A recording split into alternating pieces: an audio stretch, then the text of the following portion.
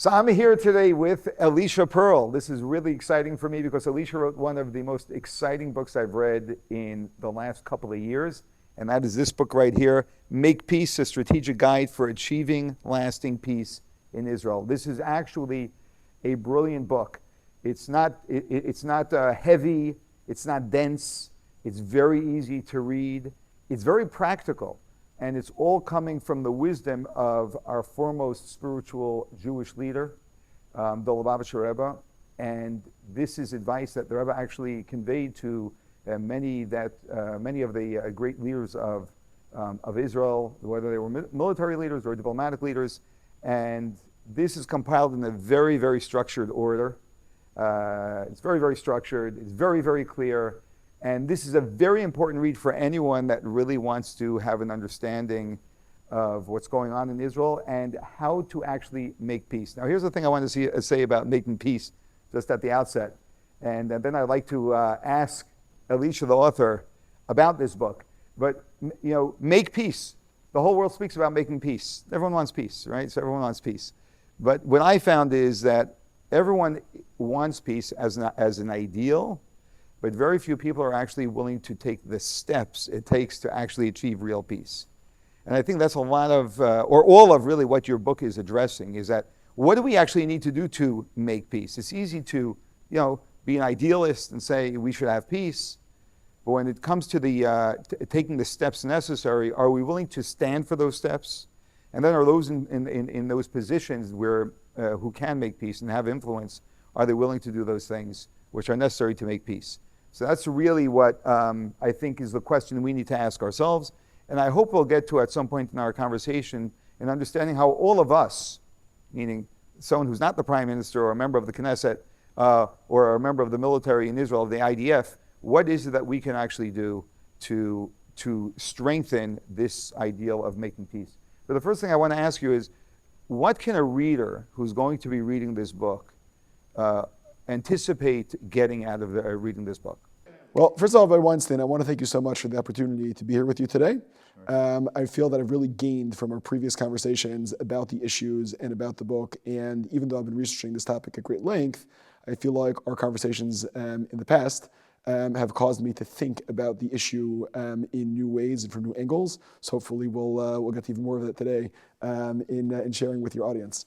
In terms of what people can gain from the book, so I think that I originally wrote the book with a Western audience in mind, and a Western audience that's not so educated about the facts, about what's going on in Israel today.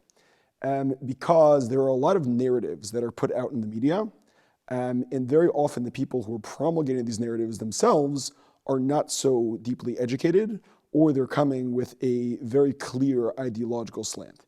And I'm looking for people to just understand, what are the facts on the ground? For example, we talk about land for peace. We talk about Judea and Samaria. What is Judea? What is Samaria? What are the consequences of potentially giving Judea and Samaria away? What are the consequences of holding on to Judea and Samaria? We talk about a slogan, meaning you go to a lot of college campuses, you read newspapers, you'll see them talking about ceasefire now. What are the consequences of a ceasefire now? What does that really mean? Let's interrogate that statement. What's happened in the past when ceasefire now has been tried? And furthermore, I think a lot of people began to think about Israel and the Israeli-Palestinian conflict, the Israeli-Arab conflict, the many names that have been given to this seemingly intractable war, is this whole question or this whole discussion is something that really came back into the public consciousness with a storm after October 7th. And a lot of people were not thinking about it, and a lot of people are just not familiar with the history. But if you look at October 7th, not as one watershed moment, but as a very intense occurrence that happened is part of a much larger context, then I think you have a lot more awareness. So I just feel like a lot of people are not educated. So the first thing that I think you'll gain by reading the book is gaining just a lot more awareness, a lot more context, a lot more education. But I think also the book has a certain narrative. As in, the book is being written to the average Westerner. I think most people who are plugged into the internet today have something of a Western mentality. And it's trying to understand, so why is it that ceasefire now will not bring about peace, because we see there's a conflict. And if you know a little bit about history, you see there's an endless cycle of conflict. So we want to ask, how do we end the cycle of conflict? Ceasefire now sounds like a good idea. Land for peace sounds like a good idea. Or maybe let's let the international community take care of it. Let's let the big boys, let's let Syria or Saudi Arabia, the righteous nations of the world, Qatar, maybe take care of the conflict in the Middle East. Why doesn't that work, right? So the book tries to address that. And then we speak about things that might work or should work from a military perspective. And then finally, the book highlights perhaps a less understood element of the issue in the Middle East, or really in the world in general, which is that conflicts flow from ideology. Conflicts flow from narrative, conflicts flow from belief. So let's understand what are the narratives, what are the beliefs that are fueling the conflict, and how can we connect with the narratives, how can we connect with ideas that will resolve the conflict. Very good. Yeah. So you focused a lot on the book is addressed to the Western mind, and what I have found, and I think this has been magnified, like you said, October 7th was a just a more severe experience of really what's been going on for many years that maybe didn't gain as much attention all the time. And I think that the Western mind, one of the challenges or hurdles that a Western mind has to come over is actually exactly what the book is addressing, which is how do we achieve our goal? Not what can we slap onto the problem that will make us feel like we're solving the problem, but what will actually get us to the end goal. So we have to really identify what is the end goal, which I think the title really spells that out. Make peace, right? We want peace. That's what we want. And the question is, what will get us to making peace? And the hurdle, I feel, for the Western mind is that very often we don't even ask what is the end goal in mind. I think that's one of Stephen Covey's 7 Habits of Highly Effective People is to ask, have the end in mind, if I'm saying that correctly. I don't remember exactly how he coins it. But to know where it is that we want to get to, now we have our sights in that we can get there. Very often it's just looking at horrific things that are happening, being traumatized by them, or making believe we're traumatized by them, or actually being traumatized by them, and then saying, how can we stop this immediately? But actually, as you and I are familiar with the idea that we need to take the longer, shorter way in life, not the shorter, longer way, which is not the expedient way, which will end up being longer, but the non-expedient way, which will end up being shorter. So it's longer upfront, but shorter, long term. And that is actually what this type of a conflict needs. And maybe you can explain to us how ceasefires, tell us the history of ceasefires, even just with Gaza, and how that has been a quick fix that always prolongs the problem. Got it. Okay, good. So I'd love to talk about Gaza, but I think before we talk about Gaza, we need to contextualize Gaza more broadly. Please. And talk about ceasefires. Right. So let's perhaps look at a ceasefire in 1970 between Israel and Egypt. And Israel and Egypt were effectively at wars, and they were in something of a hot war between 1948 and 1974. To be more precise, one could say that Egypt and Israel have been in varying degrees of Cold War since, but certainly there was a hot war between Egypt and Israel between 1948 and 1973. Now, one major inflection point in the wars between Israel and Egypt was the Six-Day War in June of 1967. And then after that war, in which Israel captured the Sinai Desert, Israel then set up shop in the Sinai Desert, started building Jewish communities in the Sinai Desert, began building airfields in the Sinai Desert, developing oil wells, what have you. So just to clarify, they captured the Sinai Desert from Egypt. Yes, in a defensive war. Right. Right, and so they captured the Sinai Desert from Egypt. And then between 1967 and 1970, there was a war between Israel and Egypt called the War of Attrition. It's something of a little-known war, but a lot of people were dying in that war, both Egyptians and Israelis. There were small skirmishes, skirmishes along the border, air attacks, and at that time, Egypt was being supported by the Soviet Union. Now, in 1970, the American Secretary of State, John Marshall, decided it would be a good idea to have a ceasefire between Egypt and Israel, because that would serve American economic and geopolitical interests. But of course, it's always a good idea to dress it up in the name of peace, because we speak in more altruistic terms as opposed to our own economic interests, then things sound a lot nicer. So be that as it may, Israel is being pressured to make a ceasefire. And at that time, the Lubavitch Rebbe, Rabbi Menachem, upon whose teachings and spirit this book is very much based, said that this ceasefire will be a disaster. And his prediction was that a ceasefire where you have not resolved the underlying issues, a ceasefire where the enemy still has an enmity towards you, where their rhetoric is still, we want to destroy you, we want to kill you, is a tool, is a tactic in the enemy's arsenal, which will allow them to ultimately come back another day to refortify and attack you in the future.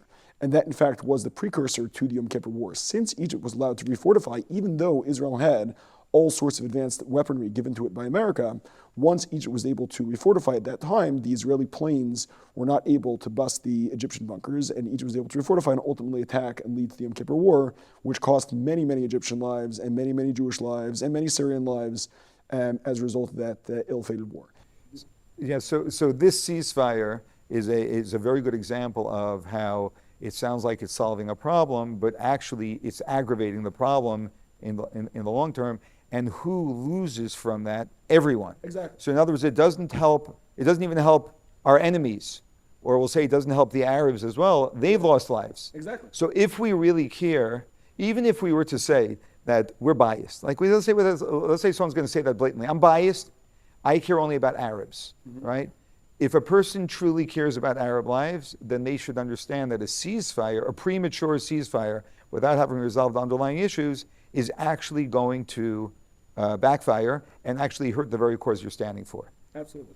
If, in fact, a person cares about Arab lives, and which would raise the question also, if they truly care, if they truly, right. Not if they performatively. Exactly. Thank you. Not their virtue signaling. Yes. And that's exactly the point I'm trying to emphasize, is that if we truly care, and so, and I'm sort of insinuating, and I'll say it explicitly, that we have to question sometimes whether the people who are speaking out actually do care about the things that they actually say they care about. And a great way that I believe we can test that, the litmus test would be, is what they're proposing actually serving the interests that they're claiming that they are supporting. Absolutely. Okay. And so this example in 1970, the precursor to the Yom Kippur War, which was a devastation for both sides. Right. As a matter of fact, ultimately, both the Egyptians and the Syrians lost more because they were deeply overconfident in their position. And if Israel was not more humanitarian, an entire division of Egypt's soldiers would have died of thirst in the Sinai Desert. Yes. And they didn't because? And they didn't because the Israelis fed them, took care of them, and escorted them back safely to Egypt. Right. And we can all wonder, I'll just leave it at that, what would have happened if it would have been the reverse. Oh, for sure. Yeah, okay. Yeah.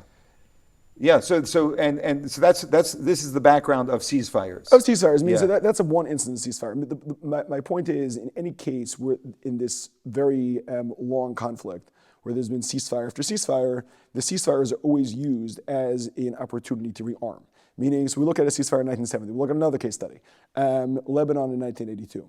So in 1982, the Palestine Liberation Organization, known as the PLO, who currently, another iteration of them, currently control the Palestinian population centers of Hebron or of Shechem in contemporary Israel. So the PLO was at war with Israel in 1982.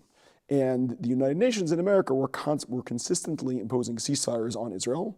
And the ceasefire just led to the war being carried out longer, dragging out longer, more Palestinians dying, more Israelis dying, and more poor Lebanese people being caught in the crossfire. The lives of Lebanese Christians being very much hurt and put on hold by this conflict. Whereas had the conflict been resolved decisively, everyone could have just moved on with their lives. And then you asked about Gaza, and I just give the broader historical context to show this is not a function of Gaza, but rather that ceasefires are a discrete military strategy used in conflicts all around the world. We can actually talk about conflicts outside of Israel where ceasefires have been used by terrorist groups, by weaker groups, to strengthen their position and fight another day.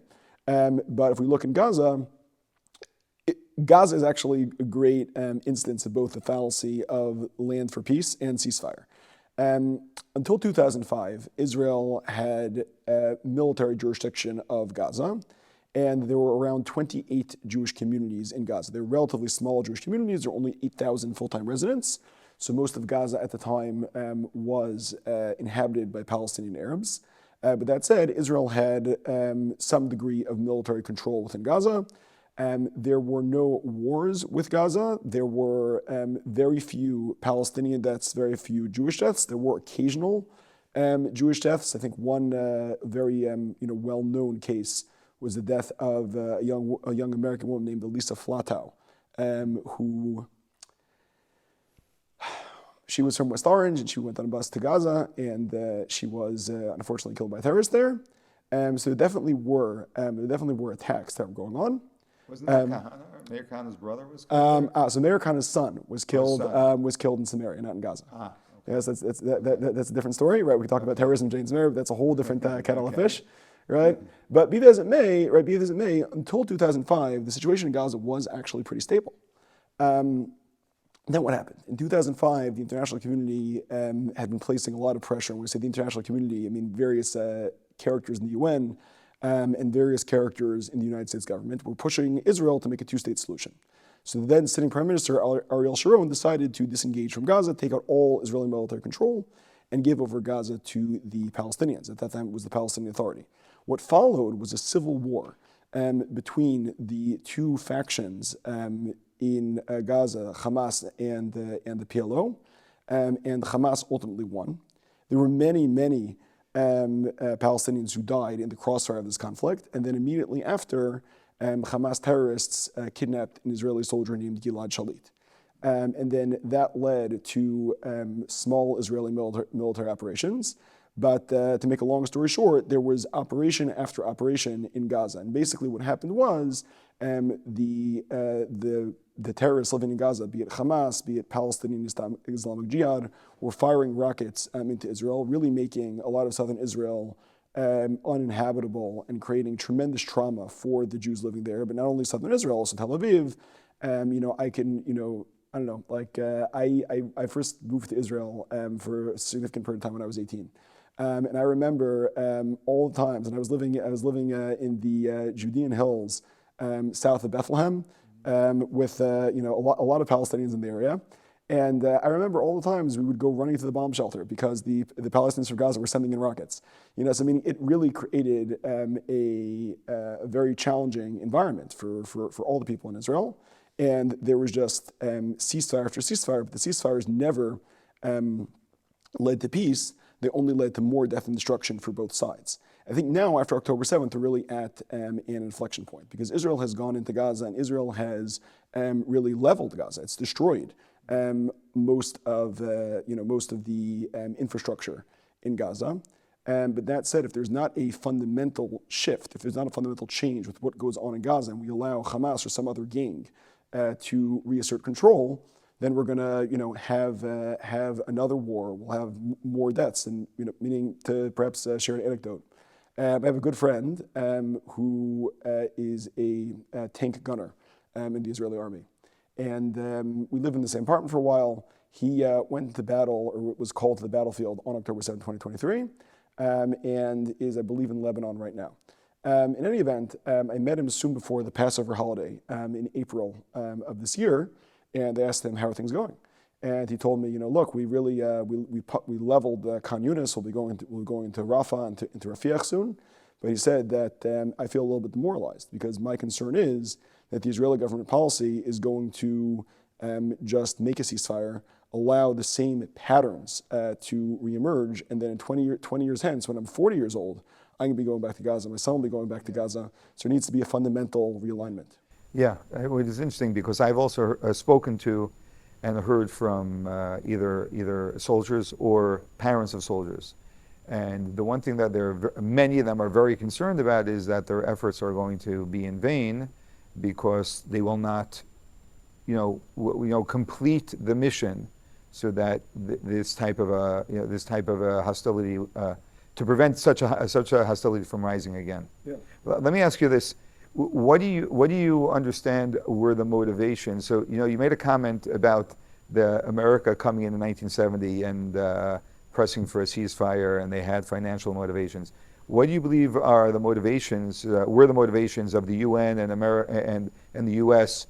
In 1982 in Lebanon, and throughout the multiple ceasefires that they pressed Israel to have since 2005, when they gave Gaza back to the Palestinians? What was motivating those ceasefires? Sure. So I think that we have to disentangle the concepts a little bit. I think we can't look at the UN and the U.S. True. I agree, 100%. I'm sorry I agree with you 100%. One is completely corrupt, and one has motivations. Exactly. Yeah. Right. Yeah. So we can't look at the two as a monolithic entity, and I think we also can't look at the United States as a monolith. Right. Well, let's talk about the U.S. because I'm just going to say this point blank. You can comment on it too. The UN, in my opinion, I say this in any video I talk about the UN, they are the most corrupt organization in the world. They are one of the most dangerous organizations in the world because they come under the guise of peace, and they are actually a smokescreen in many instances for hostility against Israel, which only means hostility for Arabs. So I think that they have a lot of blood on their hands. For sure. So all around the world, by the way. Right, all around the world. Correct. Also in Rwanda, also in Cyprus, everywhere. Yes, as you discuss in the book. Yes. Yes, about Rwanda. Yeah. So, so in some respects, there's not much to discuss about the UN. Unfortunately, they're just completely corrupt. The U.S. What was their motivation in Lebanon and also in Gaza in trying to impose ceasefires? Sure. Okay. So I think even when we talk about the U.S. is also not a monolith. And this is actually a point that the Lubavitch Rebbe emphasized, and I think that's an interesting thing that people think the Lubavitch Rebbe is like this this mystical figure, the nice rabbi who smiled and gave out dollars and said like some inspirational quotes, but he was incredibly well read. He himself was an engineer. He briefly served in the United States Navy. And worked to be more precise, he worked in the shipyard in the United States Navy. The point is, he was very much a man of the world and very much a man of realpolitik. And one of the points that he makes is that we can't look at the United States as a monolith. We have to look at it as a conglomerate of a lot of different entities, very often with different motivations and different interests. And not only with different motivations and different interests, but there's a major evolution of interest over time. Right, so meaning the Rebbe looked, he said, like, we can't look at the United States as a whole. We need to look at who is the current sitting president, who is the current Secretary of State. Does the Secretary of State have an agenda which aligns with that of the president, or maybe it's at odds with that of the president? Right. What about the Department of Defense? Maybe the generals in the Department of Defense have one opinion, and the Secretary of State has a different opinion. And I think if one studies a little bit of United States history, right, one can see that this sort of occasionally schizophrenic reality plays out in a lot of America's dealings on the world stage and a lot of the evolution of America's positions from one conflict to another, be that as it may, right? So in 1982, let's say, right, and in 1982, Ronald Reagan was the sitting president, right? So I think Ronald Reagan opened up or gave Israel a lot of maneuvering room in terms of what it was able to do, right? And the State Department, however, was always pushing for a certain agenda in the Middle East. And at the time, what the State Department generally wanted was they wanted positive relationships with the Arab countries or with the Muslim countries in order that the Muslim countries would allow global shipping routes to function in the best way possible, and that they would also give a lot of oil, which was supporting the American world order. So for that reason, America wanted to be in the good graces of Saudi Arabia, a major oil exporter. It wanted, to the extent possible, to be in the good graces of Iran. And I think President Carter's weakness led to the fall of the Shah in Iran, right? But that said, America generally was looking to maneuver for its own geopolitical stability with the Arab countries and with Russia, who at that time was aligned with the Arabs. So very often, America was looking at Israel as a pawn on the chessboard. Now, if we look at Gaza in 2005, I think there we have to look at the motivations of George W. Bush, right? So Bush was looking to create peace in the Middle East. It clearly didn't work out, right? But he seemingly naively believed that if Israel would only give up some land for peace, I mean, he brought into that conception of land for peace. He seemingly naively believed if only Israel would give away a little bit of land for peace, then things would work out. And in a certain sense, you could look at the Bush presidency in a large part as trying to finish what his father started. His father was looking to make peace in the Middle East, to take out Saddam Hussein. And in many respects, George Bush's father was the one who started or got the ball rolling in a very significant way to get or to create Palestinian autonomy. And Palestinian autonomy was a precursor to the state. At least in the Bush administrations, there seems to have been a desire to create stability in the region. They thought there would be stability in the region, there'd be less wars if the Palestinian issue was resolved. And then I think there was also a genuine, if naive, desire for peace. Even let's say the Carter administration. Carter pressured Israel into the disastrous Camp David Accords. But even there, I think Carter genuinely did want peace in the Middle East. He just didn't know how to go about it. Right. So I think I want to just go back for a moment to speak about the Rebbe. And I think the greatest evidence is not his resume of his being informed and his deep insight into world affairs, I'll say at large, is far beyond his resume, is just the very fact that Israeli generals actually came and discussed military strategy with him. Almost every single one of them, when they recount their impression and experience, were shocked by the insight of the Rebbe and how the Rebbe would discuss with them down to the millimeter of the thickness of the steel that was being used to protect tanks, or how many, I don't know if it's per second or per minute, bullets the machine guns were using, why they weren't using a different type of machine gun. So, and then just the lay of the land and the terrain and understanding the precise terrain of a particular area, such as actually in the Sinai, where the Rebbe never actually visited, but he had a very, very detailed understanding of. So that's why everyone turned to him for advice.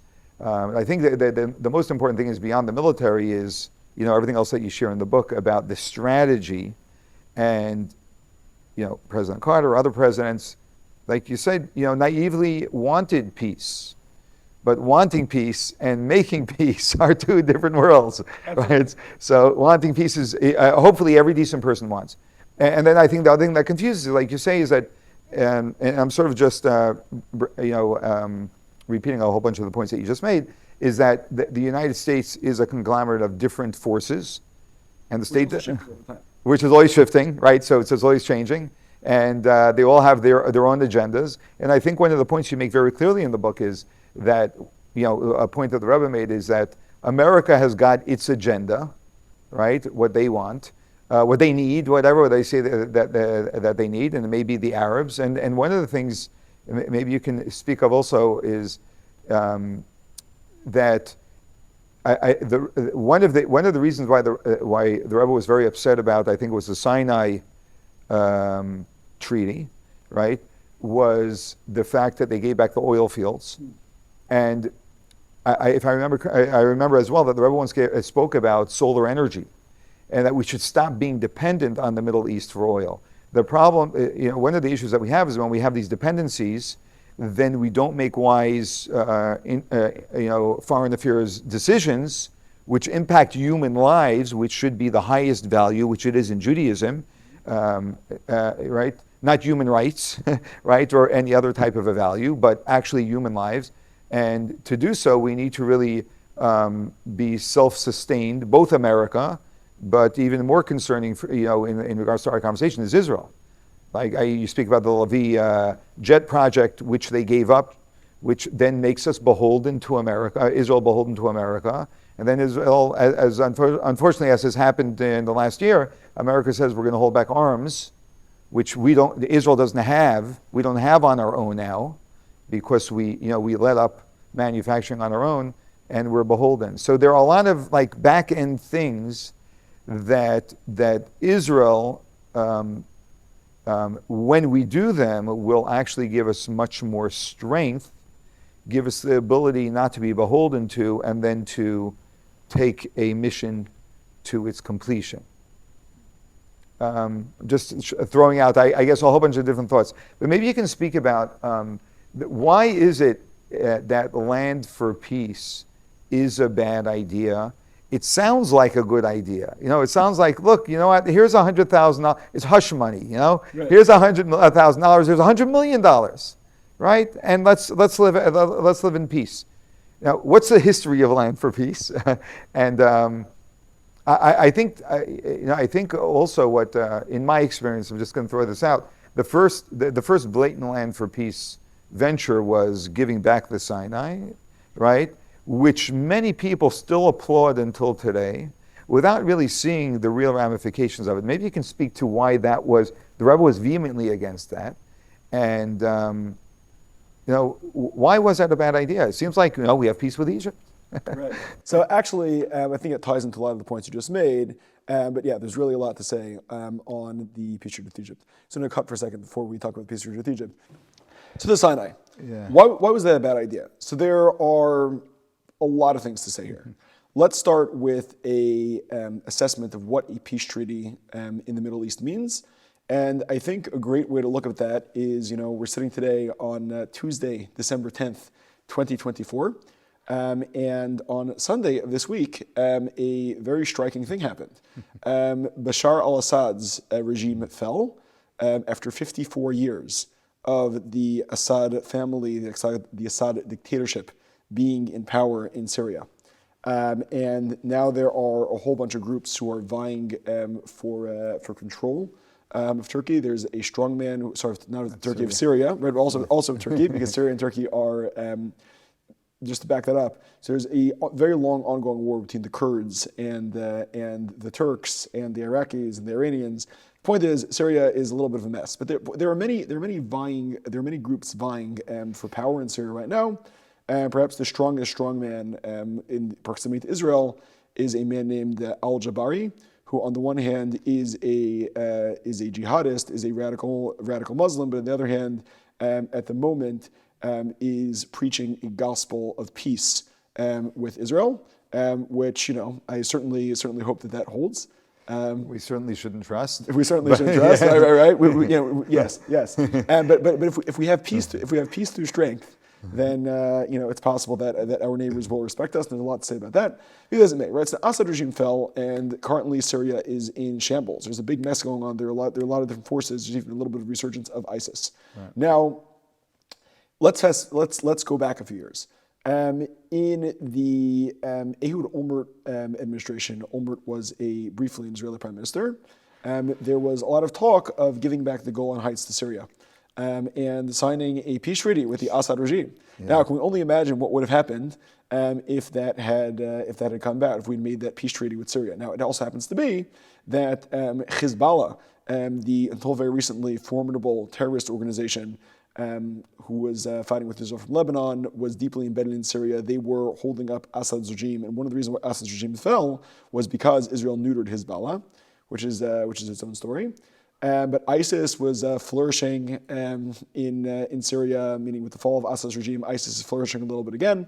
But the point is, there were a lot of very scary, bad actors in Syria, and had we made a peace treaty with Assad, first of all, he probably wouldn't have respected it, but we also see the fragility of regimes in the Middle East. And that's a point the Rebbe was making already since 1978, that autocratic regimes in the Middle East are incredibly, incredibly fragile. Because, as the Rebbe said, you have various autocrats who are siphoning most of the country's wealth and natural resources into their own pocketbooks and leaving the majority of the population in some degree of poverty while they pay off their armies. And their armies are basically gangs who protect the regime. Right, so the Rebbe looked at what went on in Egypt, and Egypt is a place where you have military coup after military coup, and he said we can make a peace treaty with Sadat's regime, but first of all, we can't be sure that Sadat, who was at the time the Egyptian leader, will be sincere. But even counterfactually, if Sadat will be sincere, we don't know when Sadat's regime will fall. And in fact, Sadat was assassinated very soon after he signed the Camp David Accords. Now, it happens to be that Israel did in fact enjoy a cold peace with Egypt between 1982 and the Arab Spring. I'm forgetting when exactly, what year, was it 2011 or 2013, that the Mubarak regime fell. But Mubarak thought it was in his interest to maintain a cold peace with Israel. because war was not in the regime's interest, despite the very strong anti-Israel sentiment in the public. Now, when the Mubarak regime fell in the Arab Spring, the Muslim Brotherhood under Mohammed Morsi came to power. The Muslim Brotherhood are the people who spawned Hamas and spawned a tremendous degree of anti-Israel and anti-American terrorist organizations all across the Middle East. As a matter of fact, Sayyid Qutb, who was one of the ideologues of the Muslim Brotherhood, was one of the great inspirations for Osama bin Laden. Right, so whoever was in charge in Egypt at the time, Mohammed Morsi and the Muslim Brotherhood, that seemed like a pretty bad development for Israel. And if God forbid they had decided to come in and attack in the brief period of time they were in power from the Sinai Desert, that would have really jeopardized Israel in a serious way. Now it happens to be providentially, thank God, at least for Israel, that the Morsi regime fell, seemingly due to Western intervention, because the West was not so happy with having this, radical organization of power in Egypt. Sure.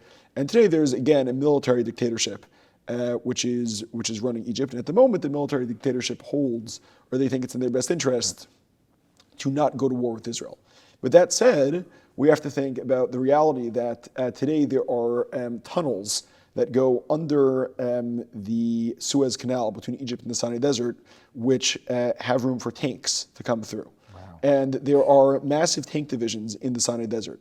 And the Rebbe observed that, God forbid, Egypt would decide to attack Israel from the Sinai Desert, and they're now positions right by southern Israel, they could much more easily roll in to Ashkelon, to Beersheba, to southern Israel, and then from there, even if they did a blitzkrieg, move into Tel Aviv. So Egypt served as a really important natural buffer. Now you mentioned before about the oil wells in Egypt, and also the question of autonomy. Israel being more autonomous from world powers, more dependent. So in the Rebbe's vision, 1967, the Six-Day War, was something of a messianic moment, in that it gave an opportunity for Israel to fill the biblical prophecies of having all the land that God promised Abraham in Genesis 15. But moreover, from a strategic perspective, it could have turned Israel into a regional power. If you look on Egypt's energy website, they're the national energy company El Mola. So you'll see that they boast about the billions of dollars in oil revenues they're getting from the Sinai Desert. Right, so the Sinai Desert was would have been for Israel a tremendous geographic buffer, meaning it would have been a buffer zone which would have provided security, but also it just would have provided so much economic independence to Israel, which now Israel is unfortunately dependent on the Arab world. It's dependent on all sorts of countries around the world for its energy independence. And the Rebbe explained that energy independence also means economic independence, and it also means military independence. Because if you have large stores of oil, you'll be able to fly tanks. You'll be able to fly planes. Another thing about the Sinai Desert. Let me ask you one question. You mentioned that there was a messianic moment. Yeah. And you also mentioned that we need it as a buffer zone.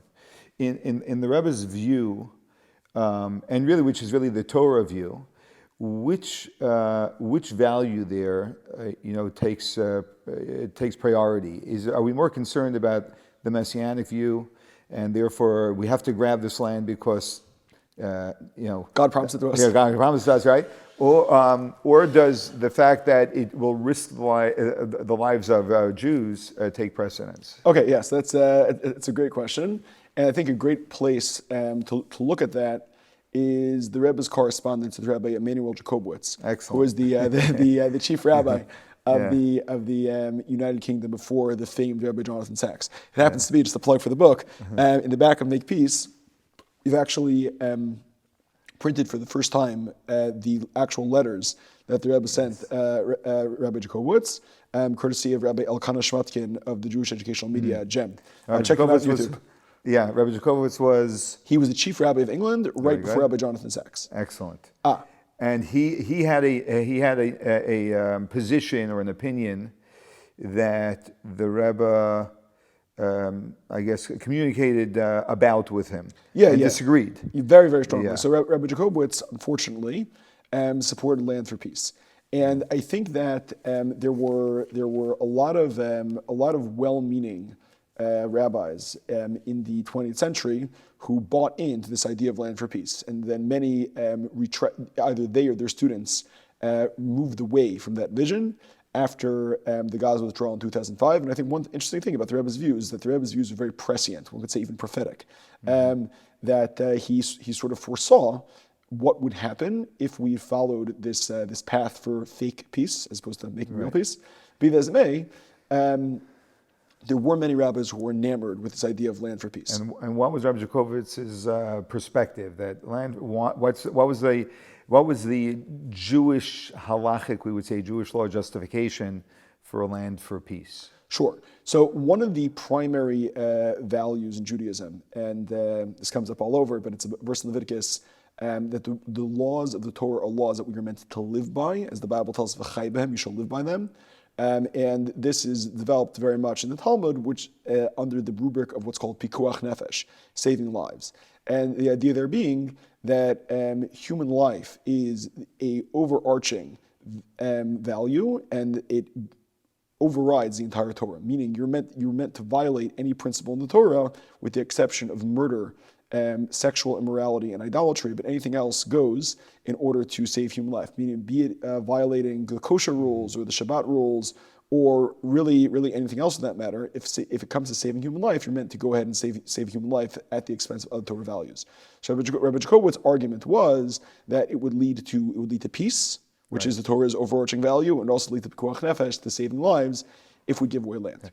So in other words, the value system. Because I do want to say in this conversation that while the Rebbe demonstrated that Rabbi Jacobitz's point of view was we'll say was not aligned, we'll say. Rabbi Jacobitz was a great rabbi, chief rabbi, and very well respected, and which doesn't take anything away from the great man that he was. But in this area, he I guess was not aligned, but they both were coming from the place of what's going to their bottom line perspective was what is going to save lives as the bottom line value, even beyond a messianic idea. Absolutely, like we discussed. absolutely. Right? So that's the bottom line. However, he believed that giving back land is the way to save lives, and the Rebbe's point was that it's not. Right, okay. Right? Now, So, and if you look at the Rebbe's letters, right, the Rebbe explains at great length on a strategic level the value of the buffer zone, the value of the oil wells, why you can't trust Egypt, why they're not being sincere, why they could theoretically use it, and that's why they could theoretically use it as a ground, as a bulwark to attack Israel from. That's something that we cannot tolerate. We cannot tolerate that possibility. We cannot rely on their goodwill. And this is me. I want to just maybe address a little more deeply your point about the Rebbe's motivations, Rabbi Jacobitz, right? The Rebbe in general is a very, very nuanced thinker, and I would say that his teachings transcend simple right-left dichotomies. Great. Now, there's an interesting exchange where the Rebbe writes to Rabbi Jacobitz, "Do not conflate my position with that of Rabbi Meir Kahana or that of Gush Emunim." Gush Emunim is is like the well-known Israeli settler movement, who at the time their leader was Rabbi Tzvi Yehuda Koch. It happens to be that today many of them have moved into a position of greater alignment with the views of the Lubavitcher Rebbe, which is its own conversation. But just to open that tab, be that as it may, right? The Rebbe said, "Do not conflate my position with theirs, because my overarching value is pikuach nefesh, saving lives, and not the sanctity of the land of Israel." To the point that the Rebbe said that this idea of protecting Jewish communities is something that applies everywhere. And every Jewish community, be they in Bucks County, Pennsylvania, be they in Philadelphia, be they in Crown Heights, be they in Borough Park, they need to make sure that their community is going to be secure, and that people take whatever necessary steps such that there will not be an opportunity for people who want to hurt Jews to come and hurt Jews. But that said, the Rebbe said in a later letter to Rabbi Jacobitz, there are three layers when it comes to my advocacy on behalf, or against rather, land for peace. The first is pikuach nefesh, saving Jewish lives. But, says the Rebbe, even though that is my fundamental value, to the extent that if counterfactually giving away Jerusalem would save Jewish lives, I would give away Jerusalem. The Rebbe says, nonetheless... Did the Rebbe emphasize something specifically? What do you mean? The old city of Jerusalem? Yes, the old city. Yeah. So that means we would give back the Temple Mount. the Western Wall, the Temple Mount, everything we hold sacred, which Rabbi Jacobovitz actually was hesitant For sure. to give back because for some reason his heart wouldn't let him give that back. Right. It's very sentimental. And the Rebbe said, my bottom line is Jewish life. If Jewish life will be lost, anything that will preserve Jewish life, even giving back the old city of Jerusalem, we'll give it back. 100%. Okay, yeah, okay. Right. So with that said, the Rebbe said, even though that's the first layer, Yeah. right? The second layer, the Rebbe said, is that in fact the land is sacred, the land is holy, right? And all things being equal, we would like to hold on to it, Yeah. right? And that's even something that's taught in the code of Jewish law that Jews have the responsibility to hold on to the land of Israel and to the extent possible to purchase it from other people who might own it. Yeah. And then moving on, the Rebbe said there's a third layer, right? And this gets to the messianic dimension, which is that the Rebbe said if you look at the history of the 20th century, the Rebbe said you could see a very clear historiography where God is miraculously returning the Jewish people to their homeland. Right? There was the Holocaust, and the Jewish people had to run away from Europe, and the way that God orchestrated the events of the 20th century is such that God has given us back this land, and said the Rebbe, it is an act of ingratitude not to hold on to it and to give it away. Moreover, the Rebbe said, for anybody who reads the Bible, anyone who reads the book of Numbers, might know about the great non-Jewish prophet Balaam, also known as Bilam in Hebrew, right? Who had a conversation with the king of Moab, Balak, or Balak in English, for those who read the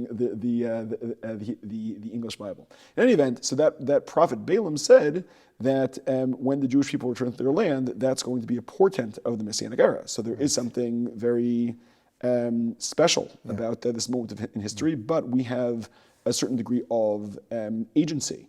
We have the opportunity to choose whether or not we're going to take the gifts God gave us, or if we're going to squander them. I just want to add a point about pikuach nefesh, right, and preserving lives, preserving Jewish lives, be that as it may. Right, so I think it's important to note that in the framework of Jewish law says we prioritize a Jewish life, meaning to say that if it comes to preserving the lives of a Jewish soldier or the lives of a member of the enemy population, we're going to prioritize the life of the Jewish soldier. That said, and I think that there's something very intuitive about that. Meaning to say that I have a greater degree of love and regard, and will put in more effort, perhaps even to the point of self-sacrifice, for my brother than for a stranger, than for another person. That said, a point the Rebbe would emphasize again and again is the importance of every human life.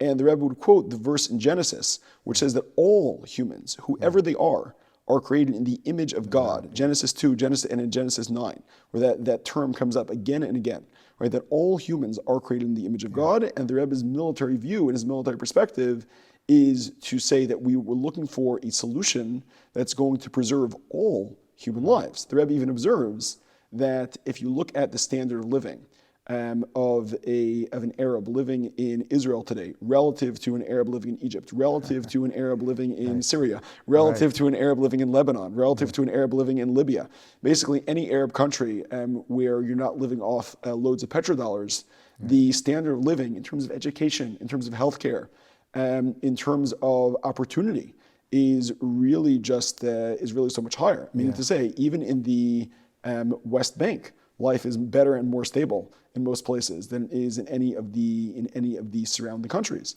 And unlike Meir Kahane, the Rebbe's view was not that we need to kick those Arabs out tomorrow, but rather it's that if an Arab wants to live in Israel, we should give them benefits, we should give them health care. But that said, we also need to place a priority on preserving the lives of our brothers and preserving the lives of the Jewish people. I was going to say when I was listening to you now that every time we take the appropriate steps, even though they may be harsh steps, at least in the short term, right? In the short term, to preserve Jewish lives, that will always preserve Arab lives. For sure. So actually, they do work hand in hand. However, every family has a moral obligation by God to take care of your family first. If you are related to someone, you have greater obligations than to other people. And just as we have obligations to our fellow Jews as a priority, not to diminish others, but as a priority. Likewise, other families also have those, would have those responsibilities. Yeah, I wanted to also add that the messianic idea, I just want to give some context to it because, as you said, today is December 10th and 2024, and we just had the fall of the Assad regime, and many people are saying that we are in a messianic moment now, and I would support that very strongly. I think we've seen a number of messianic moments. The question is, like, how many messianic moments are there going to be in history? If it's a messianic moment, where's the coming of the Messiah? Where's the coming of Mashiach? So I just want to just frame that a little bit in understanding it. A messianic moment means that God is positioning things in a way that we are meant to realize that this is a very auspicious moment, which makes the messianic experience much more available if we cash in. For sure. So we have to capitalize on these moments. And as the Rebbe told a delegation from Israel in 1973 on Simchas Torah when they visited him, and that was just 2 weeks into the Yom Kippur War. And Syria was then retreating in the Yom Kippur War, and the Rebbe was very adamant that they should go to Damascus and conquer Damascus for a point that you spell out very clearly in your book, and that is that when you are fighting a war, you must make sure that you finish the job, and finishing the job means that the enemy knows that they were defeated. Right, until they are subdued, which means not the genocide, but subdue them. Right, subdued, meaning that they know they've been defeated. Not they've been annihilated, they've been defeated, right? So just capture Damascus for a temporary amount of time so they know their capital was captured, then there can be a retreat. And the Rebbe said then that if you take the word Damascus in Hebrew, which is Damesek, and you turn around the letters, you have Mikdash. Oh. Now Israel today is not planning on capturing Damascus. I don't know whether they should or shouldn't, but that's not their plan. They're not at war with Syria right now. They're only in defensive positioning. So I know there's been reports that they are, but that's not the case. But it's just the idea that we are in They have had small skirmishes with militias there. They've blown up a lot of Syrian military stuff, but yeah, they're not at war. You're right. They're not at war, and they're also not trying. They're not in an offensive war. But the bottom line is, I believe that all of these are very, very positive signs from a spiritual point of view, and messianic meaning that it's calling upon us to turn this into something the realization finally of the coming of Mashiach. Yeah. Let me ask you this. I was going to ask you this before when we were talking about the ceasefires. What are your thoughts about the recent ceasefire with Lebanon? And just to maybe give context to it, at least from the way I understand it, I feel that very often Israel has been pressured, we'll say by the U.S. For example, the Yom Kippur War, where Prime Minister Golda Meir, actually they say 2 days into the war was contemplating suicide. She shared that. Yeah. And that was because of her mistaken decisions to yield to the pressure of Henry Kissinger, as opposed to, and the U.S. really, representing the U.S., versus preemptively attacking based on evidence on the ground. And I literally read this in the Israeli government archives, that she was considering preemptively attacking and said, no, we're going to hold back and we're going to sacrifice soldiers on the altar of United States support. So first of all, I have to say it's just very painful for me when I think about that. And I feel that Israel has done that so much. That's the most painful thing about, and I think about October 7th and everything, is that we literally sacrifice our own. It's like even decisions, I don't want to get into that conversation right now, but decisions that were made after October 7th in Gaza, I feel there were decisions that were wrongly made that was sacrificing our own. But anyway, so the ceasefire now with Lebanon, my understanding anyway, I'm not privy to inside information, but was that the U.S. twisted Israel's arm in saying that if you don't sign the ceasefire, then we're not going to veto in the UN the call for either whether it was a Palestinian state or whatever it may be. And arguably, I was able to hear, but I still wonder, right? But I was able to hear that maybe in such an instance, Israel's better off signing that ceasefire. But I wonder what your thoughts are about that ceasefire, whether there was justification based on the Rebbe's view, or not. Right. Okay, so I think that speaks to something of a meta question, which is the difference between us studying the Rebbe's views on Israel and studying military theory, and the Rebbe himself, right? Which is the following. The Rebbe was, first of all, a very smart guy. Much smarter than us. Certainly much smarter than me, right? But second is also he had a access to private or to confidential military information, which we do not have access to, right? And maybe to give you a vignette, right? Very soon after October 7th. We've had this was revealed. There were conversations to do a full-on attack on Hezbollah in Lebanon, but the Israeli government chose not to do an attack in the north. And I have friends, actually, particularly the son of one of my teachers, was on the Lebanese border basically all of the past academic year, 2023-2024. And there, he was engaged in the army, and he was a member of the army, and they were engaged in skirmishes with Hezbollah. And for those reading the Rebbe's views, it seemed like Israel was making a major mistake by not going in and pummeling Hezbollah. But then, in retrospect, we saw with the beeper and walkie-talkie attack when Israel eviscerated Hezbollah and then went and found out where Hassan Nasrallah was hanging out and bunker bombed him and all of his friends. And to quote Bibi Netanyahu, they killed Nasrallah and Nasrallah's replacement and the replacement of the replacement and the replacement of the replacement of the replacement is currently in Iran hiding. So on the surface, it seemed like a bad idea not to attack then, based on the rubric that the Rebbe offered us. Right, but having the intelligence that was revealed later, we see that it was in fact a good idea to wait. Now that said, what about the current ceasefire in Lebanon? So you really have to ask, and this I think is a question of conscience that the people who are making the decisions have to ask. Yeah. Was the ceasefire made in response to American pressure? Was the ceasefire made from a place of irresoluteness? From a place of fear, from a place of low self-esteem, right.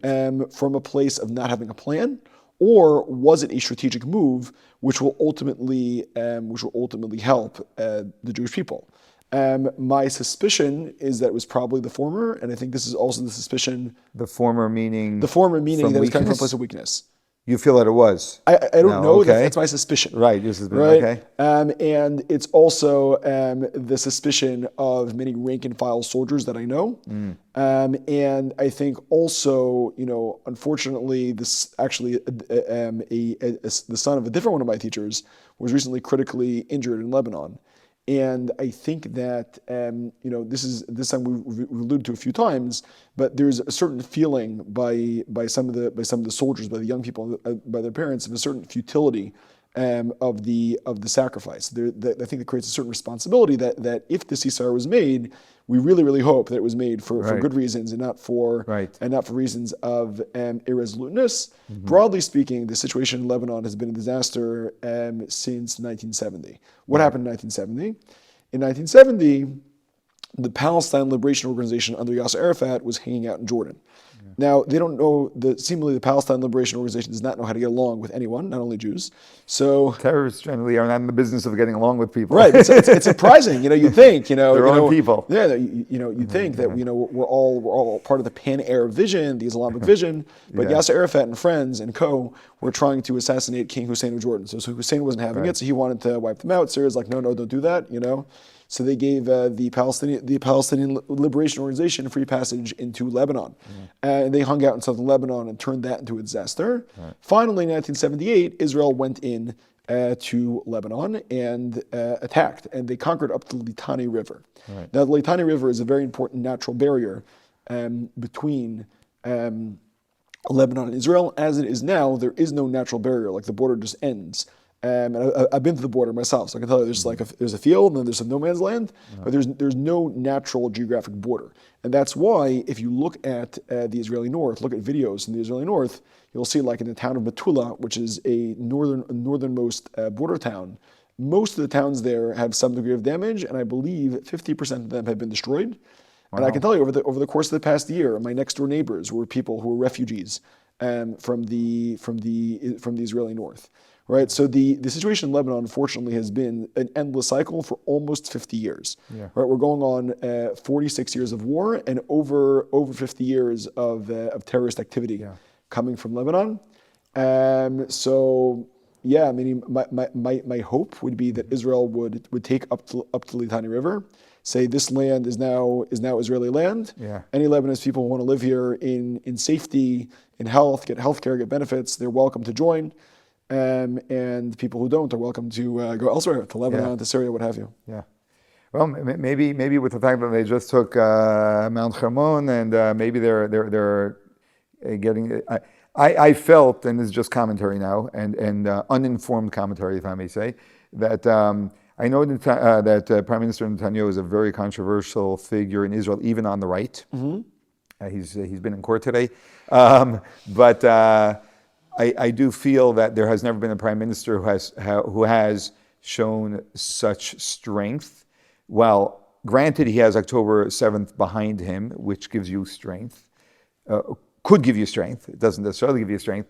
But the reality is, there he is. And I was recently in Israel, and I spoke to a few people, some higher ups as well. Mm-hmm. And they made their comments, their cynical comments, and I asked them who would be better suited to be the prime minister right now. They don't have an answer to that. So no one's perfect. I hope that he shows strength in every place that he should.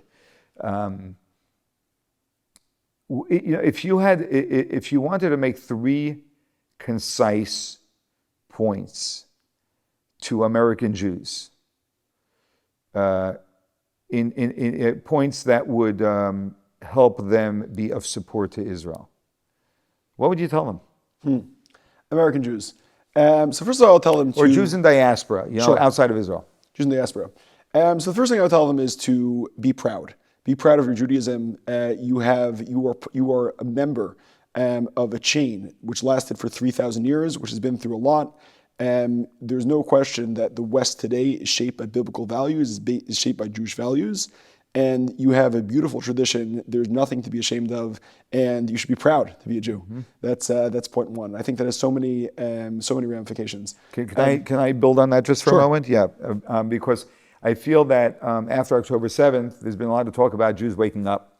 And the wake up that I've seen, the largest wake up I've seen is Jews maybe wearing a Star of David, which is beautiful, and Jews pumping their fists and saying never again.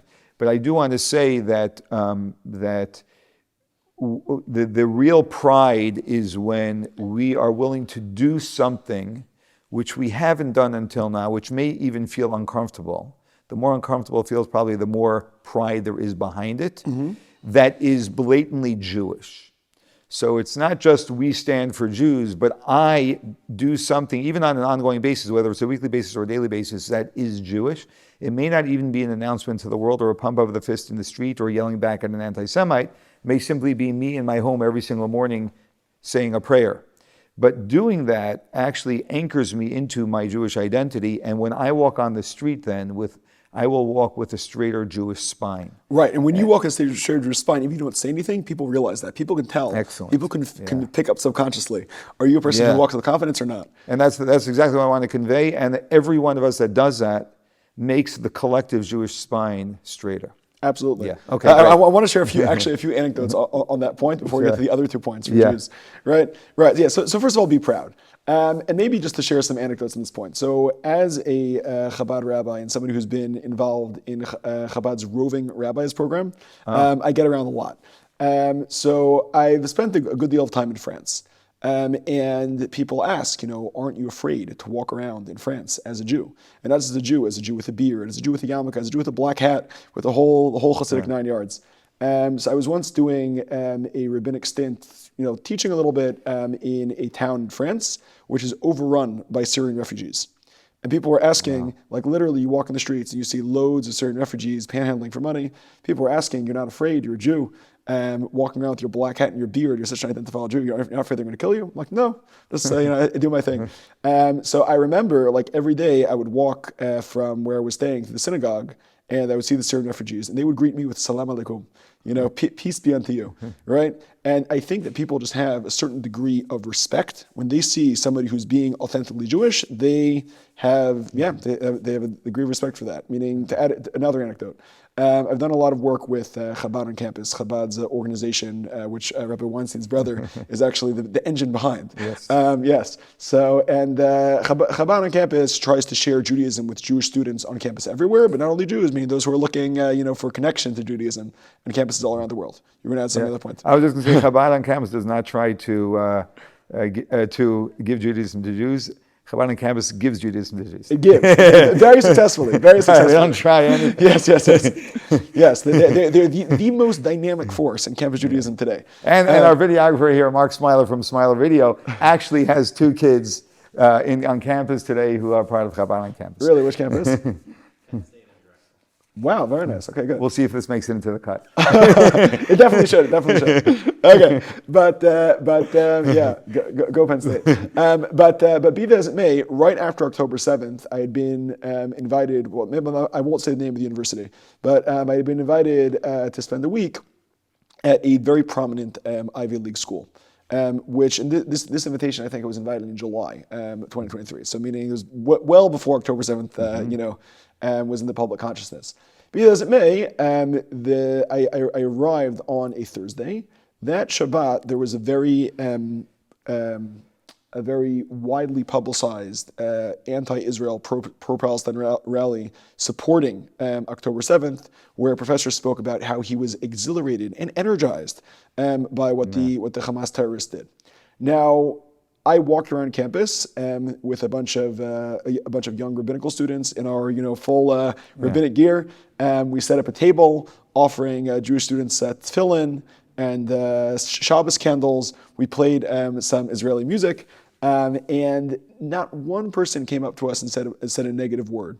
There's even a young woman who looked Islamic based on her dress, who greeted us kindly, right? So generally speaking, there was absolutely no negativity that we experienced. We saw Free Palestine graffiti, but when people saw proud Jews, that was something they respected, right? So point number 1 to the American Jews, be proud. Point number 2. Can I just say this before point number 2? Sure. I just like to say this. People respect people who respect themselves. Period. Yes. Okay, go ahead. Point number 2. Absolutely. Yes. Okay, so point number 2, right, which by the way I think is one of the core ideas of Make Peace. Yes. If Israel has self-respect, then Israel will be respected. Yes, when I taught the How Israel Wins seminar, I went very strong on that because I believe in that very deeply. It's the way you show up for yourself. You don't even need to, we don't need to convince anyone in the world. We need to convince ourselves. Absolutely. It's true everywhere, in everything. In any dynamic, in business, relationships, be that as it may.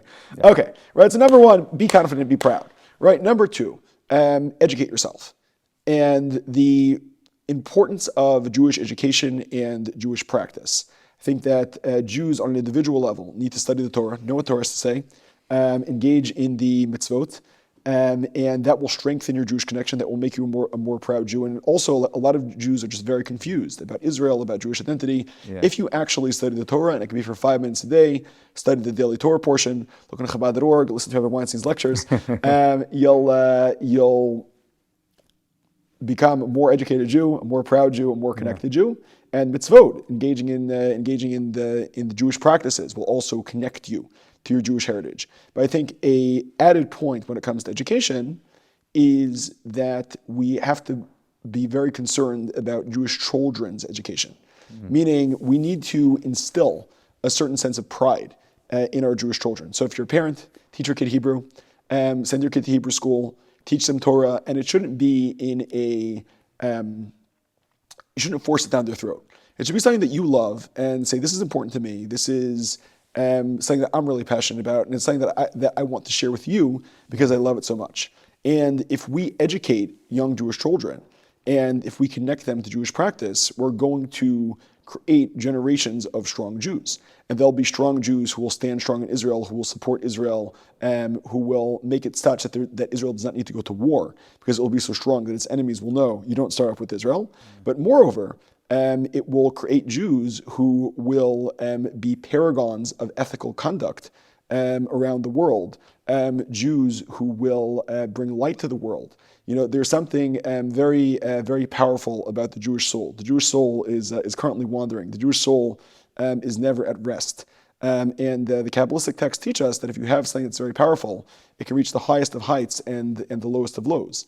And unfortunately, there have been cases where Jews did not engage in the best of behaviors, right? But had they engaged in Torah study, had they engaged in the practice of mitzvot and thereby cultivated fear of God, then I imagine they would have been forces for tremendous good and transformation in the world. So to remember that there's the Jewish spirit, and we have a lot of positivity we can bring.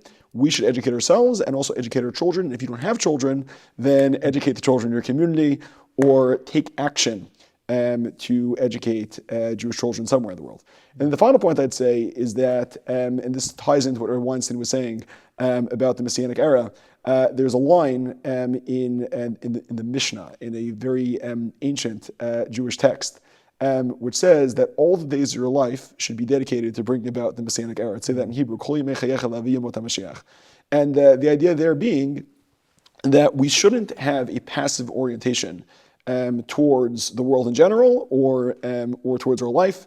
We shouldn't think that life is happening, but rather we need to take agency to create positive change, to bring about the Messianic era. Now, one thing I would add there, though, is that very often when people talk about change, they engage in discourse about things that they cannot change, things outside of the realm of their own ability, almost performative morality, we could say, right? So the change and the impact that you can start with is change in your own life.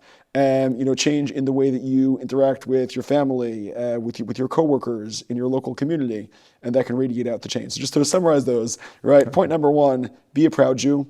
Point number two, educate yourself with Torah study and commitment to Jewish practice, and educate your children and the Jewish children everywhere. And finally, realize that you have agency and there's so much you can do to create positive change. Yeah, beautiful. What would your message be? What would your message be to the Gentile world, to the non-Jewish world, in regards to Israel? What they can do, maybe to be on the right side of history, on the right side of things. Interesting. Okay, so I would say number one there as well. So I would say number one there as well, that they should educate themselves. Meaning I go around a lot. So when I go around a lot, I try to speak to the non-Jews I meet as well. Not only the Jews. And very often they're actually, wow, you're from Israel. That's so cool, but it's so foreign. They have no idea about what's actually going on in Israel. So I would say, educate yourself on what's actually going on in the Middle East. And I think in order to do that, you need to engage in a really, really deep dive. Because if you look at the surface, you're going to get a lot of polarized ideologues on one end of the spectrum or the other, without actually getting deep experience, right? So definitely educate yourself, right? That's one. Two is I think you'll only really understand what's going on if you visit yourself. So perhaps consider visiting Israel. Yeah. And even in terms of visiting, right, I think you'll only really get a sense if you spend some degree of time there.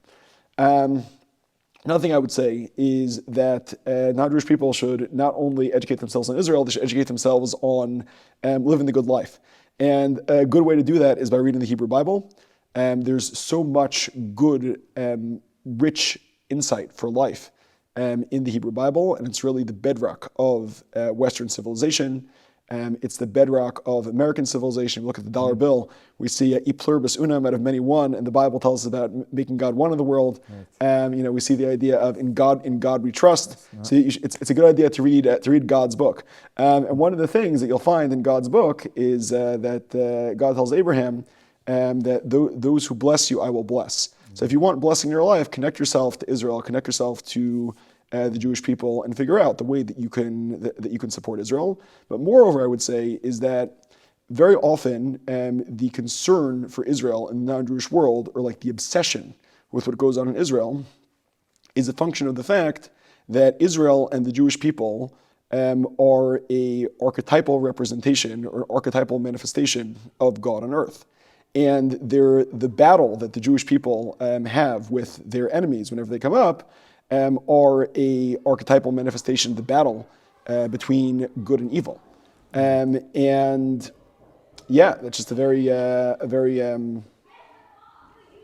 striking point to consider as why is it that people are so obsessed with Israel, and it's for that reason. But I would say that very often the concern becomes a little bit voyeuristic. Right, you're looking at something happening very far away from you, outside of your sphere of influence. If you're sitting in Bucks County, Pennsylvania, it's not necessarily the case that you're concerned one way or another and will make a big difference. It is important to be concerned, but I would say that you should consider, how can I make here Israel?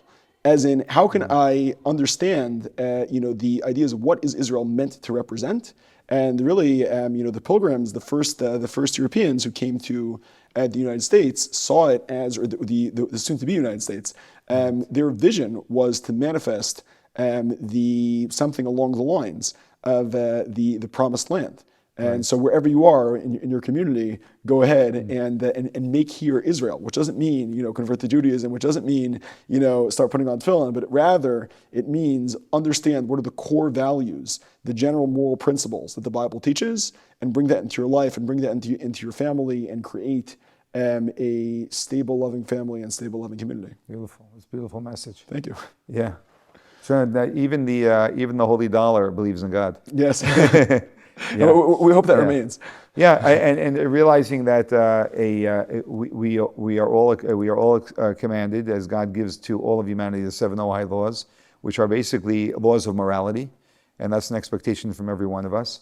Sending our kids off to college to get a good degree that will earn them a nice, a fat wallet is very, very nice, but it's not noble.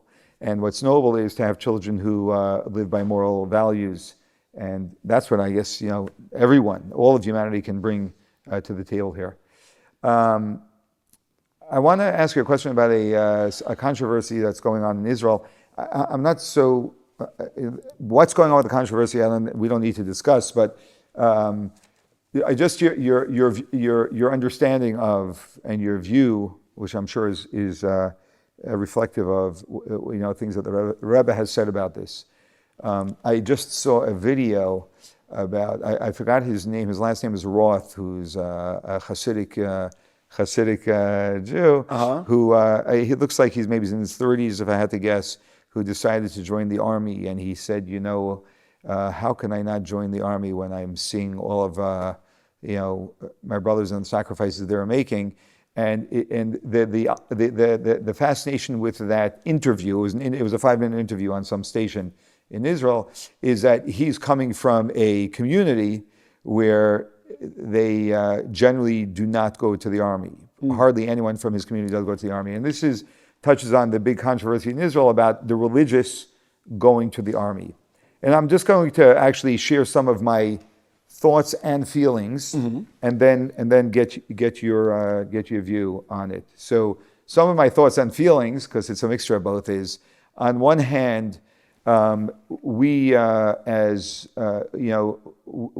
understand. When I say we, I'm going to say you and I understand. I think we're in agreement. I'll say that there are 2 parts to every person. That's the body and the soul. Spirit is even more important than body in many respects. We know that it's not the size of the man in the fight; it's the size of the fight in the man. Spirit is very, very important. And that's the reason, that is the at least my understanding is that the basis for the absolute need, has always been by the Jewish people, for us to have both the army fighting a physical war and an army fighting a spiritual war. So we do need to have the IDF, and no one questions that. But I will say, no one questions that because we're very entrenched in a physical world. But we're not naturally as entrenched in, but we need equally is a spiritual army as well. And that's really what the yeshivas that we know That's where we need people who are studying Torah and living, spending their time studying Torah, which emboldens and strengthens the spirit of the Jewish people. So both of those are critically important. And historically, the Jewish people have had an army forever. King David was a prophet, man of God, one of the greatest Torah scholars of his generation, and a general. Fascinating. I think we can't forget that, right? And we need both of those sides, and he had the capacity for both of those. It's hard to carry all of that together, but we need both. At the same time, sometimes it's possible that we'll use the yeshiva cover or the religious cover, even though I'm not a very studious person and I'm not spending much time studying. And, I feel that when it's being used as a cover, that's a problem, because I really empathize with families who have made the ultimate sacrifice of their sons being killed, and I understand the emotion of their feeling that they're carrying the burden while the others aren't. Now, part of that emotion I feel is not accurate simply because they don't have a spiritual viewpoint to understand the other side.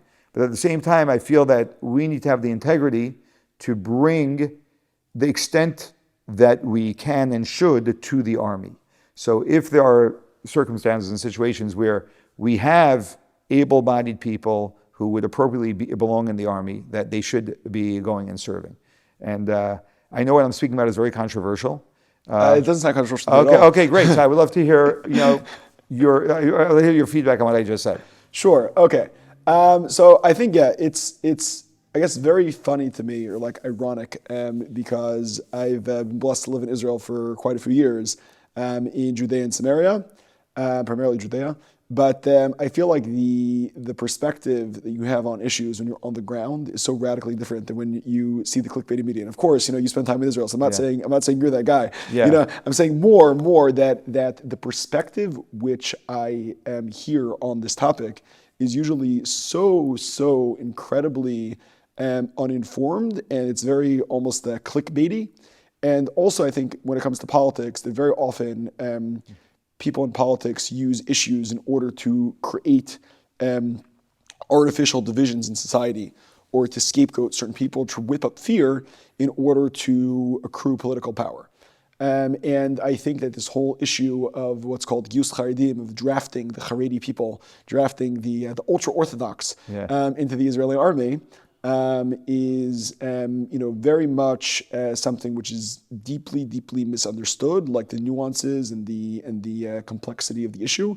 So I'd like to maybe unpack a little bit of the complexity, also to expand on why I agree with basically what you said, but maybe to offer like a little bit more color. I'll just say I already love where you're going with this. Okay, thanks. And interestingly, there are many indications, and have been publicized, of the religious or Hesder yeshiva, I don't know if they're battalions or whatever they would be called, who have proven to, first of all, have had tragically tremendous losses, and also have been proven to be very fierce, and sometimes the fiercest of the fighters. Yeah, absolutely. Anyway, absolutely. You'll elaborate. Totally. Yeah, which I'll actually just make a plug for anybody watching at home. A Hesder unit, which is currently serving in Syria, reached out to me asking if they could get a little bit of money for their gear. So if anyone wants to donate, you can click the link in the description. Be that as it may. You'll send it to me. Yes. Yes. So be that as it may. So let's unpack this issue. Maybe just one more point of preface. In the course of writing this book, I attempted to speak to as many leading military thinkers in the United States as I could.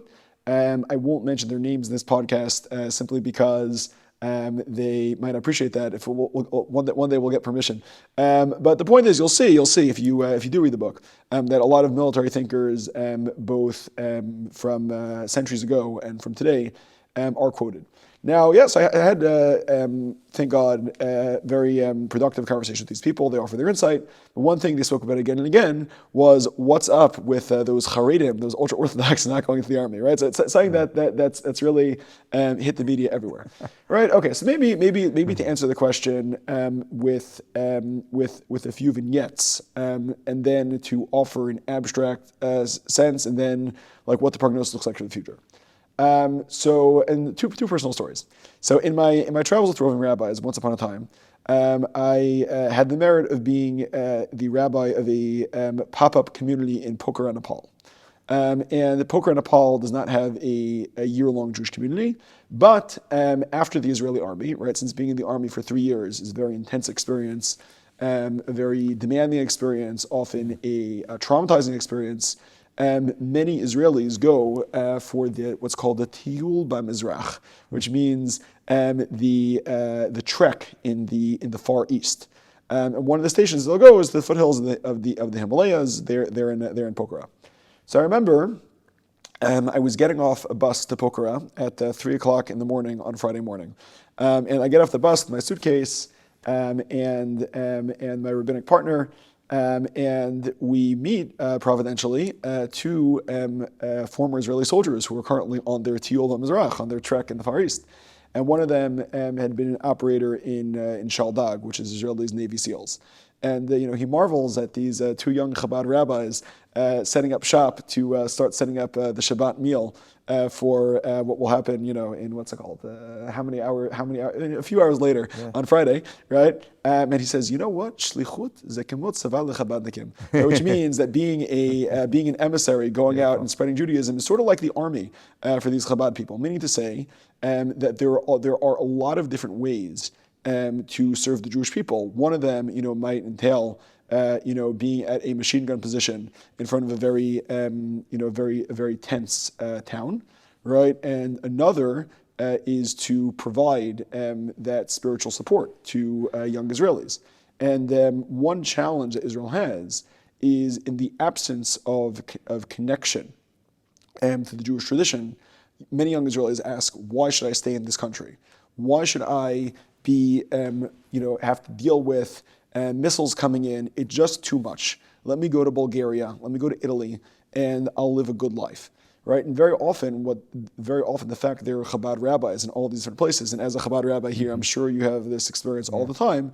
You'll have Israelis who are, like Jonah in the Bible, running away from God's prophecy. And by reconnecting to purveyors of Torah and purveyors of mitzvot, of God's commandments, the Jewish practice, these people are better able to connect or to reconnect to the tradition. So that's one vignette. Now another vignette is I myself never served in the Israeli army. There was a time that I very seriously considered it, and actually one of my study partners in Yeshiva, who we spent countless hours studying Talmud and Jewish mysticism together. Thank God today he lives in Samaria. He has 6 kids, and he's been in full-scale war in Gaza in the Special Forces twice.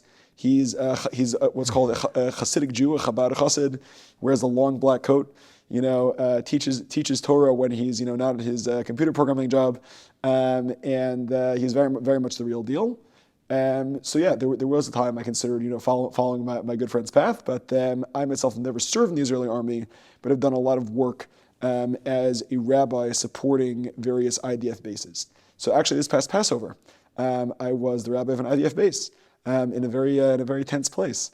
Thank God, I came back whole in body and spirit. I can tell you that some of the other young rabbis there with me were terrified the entire time, but we all came back alive. Be that as it may, so I'm leading the Seder. Now, after the Seder, there's a young man who comes up to me, and he has a full black beard, and he's wearing a black yarmulke, and in typical yeshiva bacher style, yeshiva student style, comes with a pile of books. He starts asking me various questions about Passover. Anyways, I'm curious. I'm like, hey, tell me, what's your story? So he says, I was learning in a very prominent Haredi yeshiva whose name I won't name, And at a certain point, he's like, the studying all day was getting like a little bit intense for me. And I found myself in the coffee room a little bit too much, smoking a little bit too much, and felt like I was passing the time and I wanted to do something meaningful. So I asked the head of the yeshiva, maybe I could, work half of the day and I'll be in yeshiva half of the day. And the Rebbe's like, no, we do only full-time learning. It's, it's one or the other. Okay, so he went to work full-time. Then, so he's of Sephardic heritage. So there was a soldier who he heard about in the media who was killed in action, and he's like, I want to replace that guy. I want to go to the army, and fine. So he goes to the army, and he's very excited to get into the special forces and replace this legendary soldier. Now, since the Israeli special forces are incredibly rigorous, he did not make it into the special forces. And he was dropped into a unit which is much less prestigious. And this was, they're doing very important things, but they maybe they get headlined less. So, and I was the rabbi of this base, and he comes over to me afterwards, and he says, in the midst of this conversation, he says, I have to tell you, it's really just so hard for me to be here. Like on this base, 80% of the soldiers are secular women. As somebody who was in a yeshiva my whole life, it's just a real challenge. Yeah. It's very mentally challenging, psychologically challenging, culturally challenging. And he's like, I'm doing what I have to do. I'm getting through it. I'm going to try to transfer it to a unit that's more appropriate for me, but it's just really hard. Yeah. So I think sometimes you have to be aware of the fact that there are a lot of actors in the Israeli army who use the Israeli army as something of a cultural melting pot to strip people of their religious identity. And I met commanders like this, and there really is such an agenda by certain people in certain echelons of the Israeli army, and it's something we need to be aware of. On the other hand, you mentioned Hesder.